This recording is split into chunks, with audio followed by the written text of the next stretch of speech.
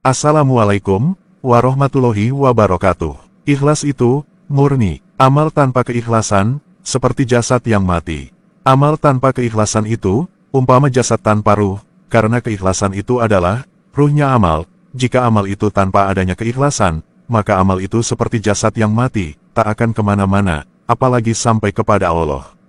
Ikhlas itu, dalam bahasa artinya murni. Saya contohkan air itu tidak ada namanya air murni, kalau masih tercampur dengan berbagai macam kotoran, ada oli, limbah, bekas cucian, kotoran manusia dan lain-lain.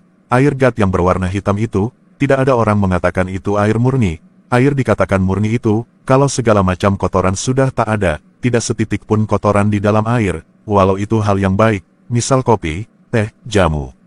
Jika air bercampur jamu, maka orang akan mengatakan itu jamu. Jika air bercampur teh, maka orang akan mengatakan teh. Jika air bercampur kopi, maka orang akan mengatakan kopi.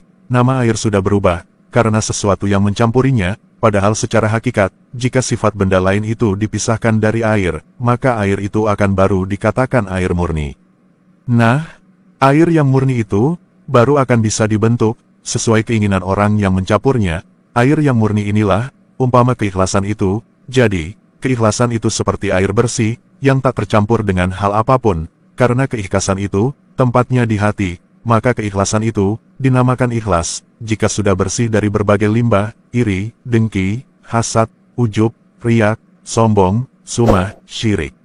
Setiap kotoran yang mengotori keikhlasan itu, satu bentuk kotoran, ada banyak cabang ranting di dalamnya. Jika diurai, molekul-molekul di dalamnya, maka akan banyak sekali pembahasannya, dari cabang yang besar, sampai ke ranting yang kecil, bahkan, orang kadang tak menyadarinya, walau sudah melakukannya, karena sangat lembut bentuknya. Manusia akan habis waktu, jika untuk mengurai berbagai molekul, yang menyebabkan ikhlas itu, tercederai, akan disibukkan, dan habis waktu umurnya, untuk memisah segala sesuatu, yang bisa merusakkan amal. Makanya Allah berfirman, Ar-ruhu min amri Robbi, urusan ruh, ingat.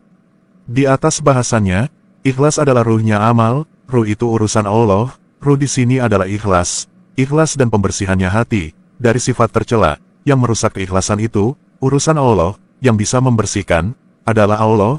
Kalau kamu menempati tempat, kedudukan Allah, sebagai orang yang membersihkan, ikhlas, ruhnya amal, maka, kamu akan menemukan kebuntuan, karena yang bukan urusanmu, kamu kerjakan, seakan-akan itu adalah urusanmu. Pahami, urusanmu adalah, selalu berzikir kepada Allah, mengingat Allah itu adalah, wujud memasrahkan urusan kepada Allah, berserah diri kepada Allah, bagaimana menyerahkannya? Yaitu dengan selalu mengingatnya, dalam zikir, siapa yang bertawakal kepada Allah, maka Allah yang akan mengurusi semua urusannya.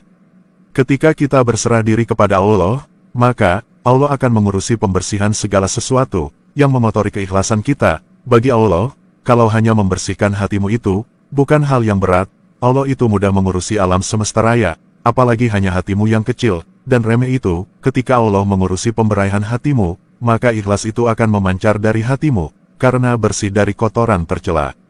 Jadi kesimpulannya, tandanya kamu itu akan diberikan keikhlasan beribadah, atau ibadahmu ada ruhnya, maka Allah akan menguatkan hatimu, dan anggota tubuhmu untuk melakukan zikrullah, karena dengan zikrullah, tandanya kamu dalam penyerahan, segala urusanmu kepada Allah.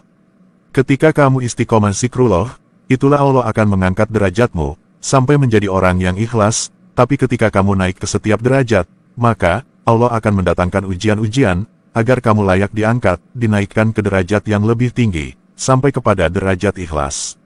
Sebaliknya, jika kamu bukan termasuk dalam golongan orang yang ikhlas, maka, kamu akan dijadikan, jadi orang yang malas zikrullah, zikir terasa berat, dan sampai kapanpun, kamu bukan termasuk orang yang ikhlas.